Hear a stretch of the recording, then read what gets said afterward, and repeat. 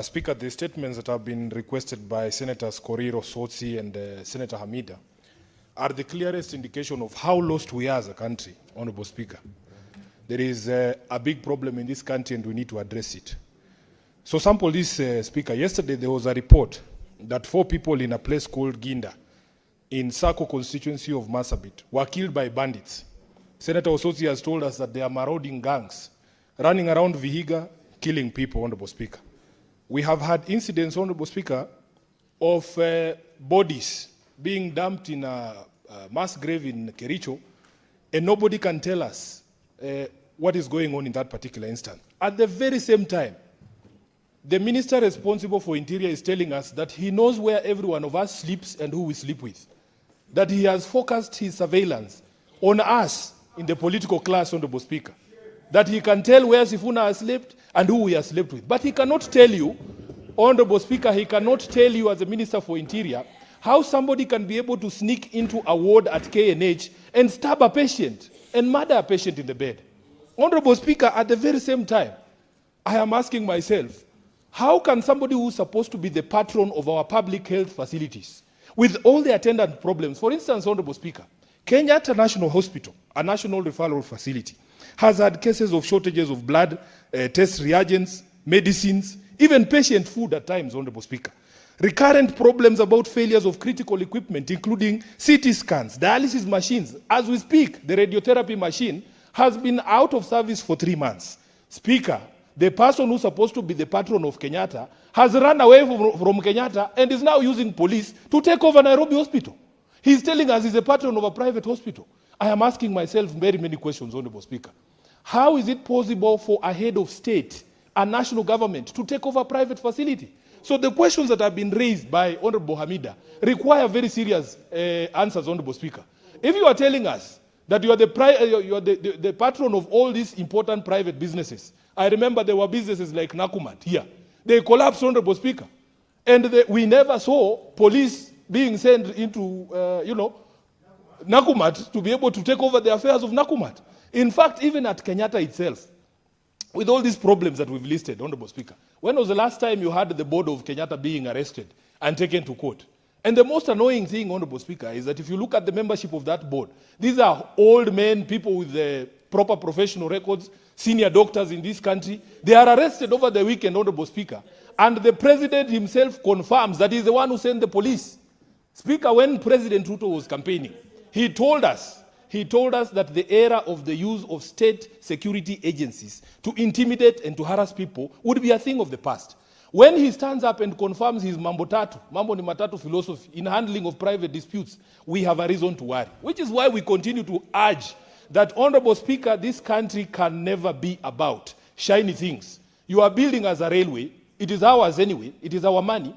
But you are arresting 80-year-old doctors to take over a private facility. Na yako imekushinda. The national referral hospitals, such as Kenyatta and Moi in Eldoret, Honorable Speaker, are in dire conditions. When will the board of Kenyatta ever be arrested, Honorable Speaker, for these critical failures? We have queues at Kenyatta. People are sleeping on the floors. There are no wards.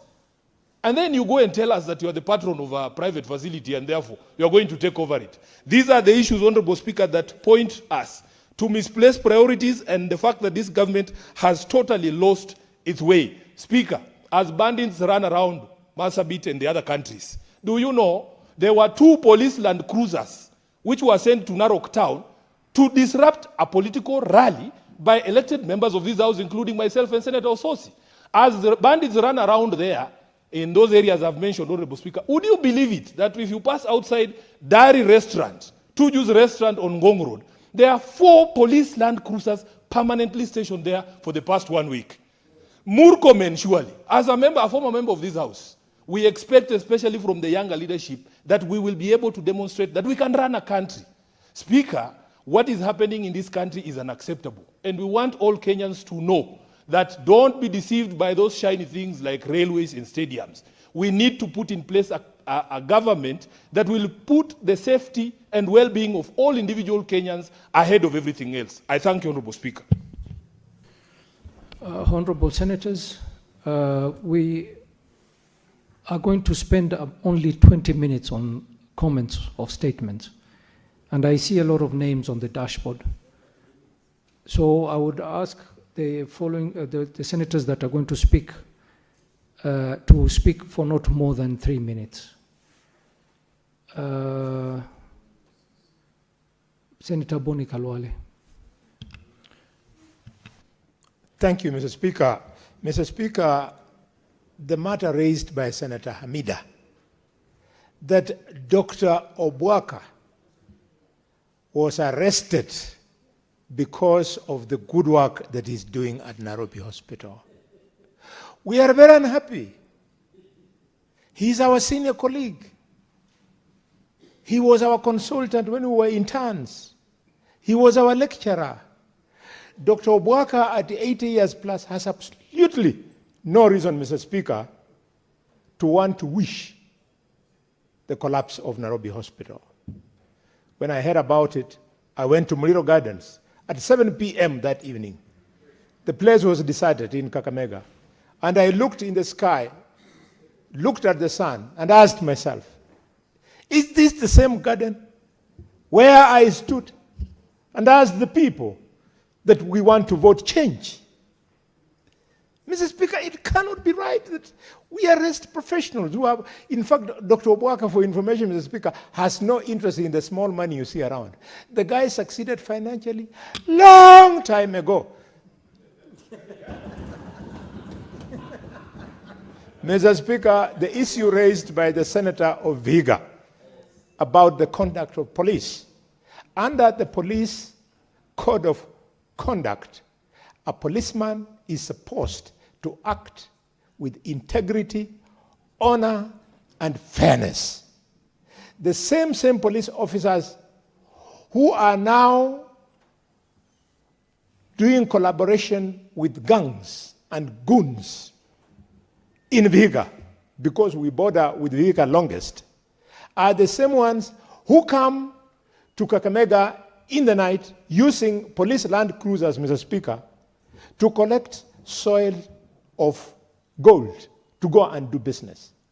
They are the same ones, Mr. Speaker, who come and raid our villages when our elders and others are enjoying traditional beer. They come and harass them, and the alcohol they take, Mr. Speaker, they go and sell at their own joints, which they have done with some unscrupulous people. There must be order in the police force. Otherwise, I see them harassing my kid brother, Edwin Sifuna. Edwin Sifuna cannot even hurt a fly. He's very fluent in English, speaks very good Kiswahili, not to mention Kiluya.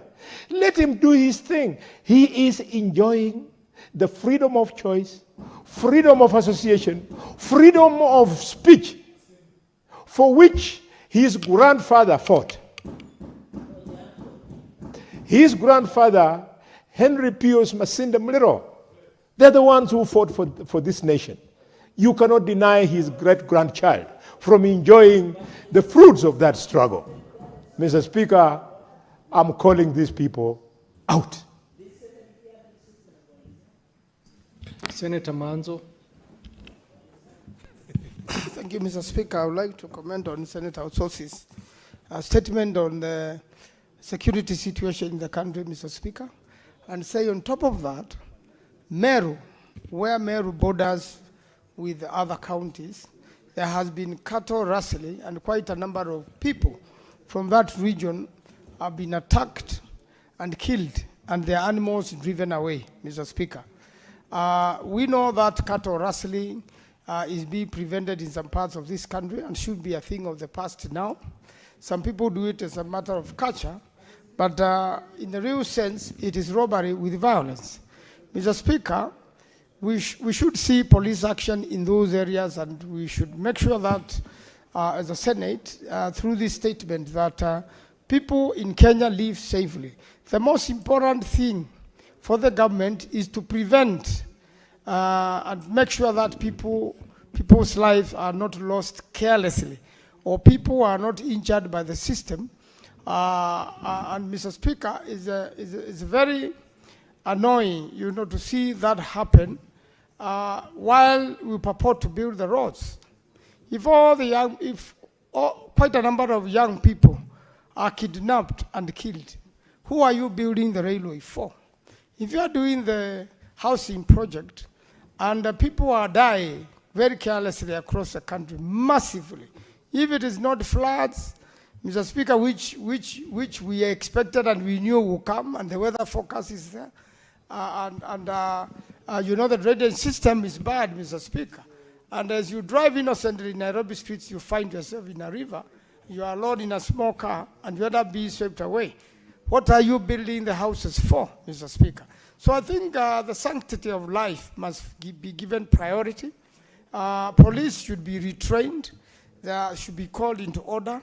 The minister should get serious now and make sure that all these areas from Osotsis County, Meru County, in Murkomen and many other places where people are being killed by gangs who closely work with the police, Mr. Speaker. And the most unfortunate thing, Mr. Speaker, any murder case you are investigating in the country, and I've got 2-3 cases in Murkomen, at times the police work with the criminals. They arrest the wrong person and they keep the murderer safe. Even when you give information where he's hiding, police go there and they report he has escaped or they did not see anybody. So then who will you prosecute? And the moment you leave a murderer loose, Mr. Speaker, he's going to kill more and more people while the police collude and work with the criminals. I thank you, Mr. Speaker, and I do support. Abbas Sheikh Mohammed.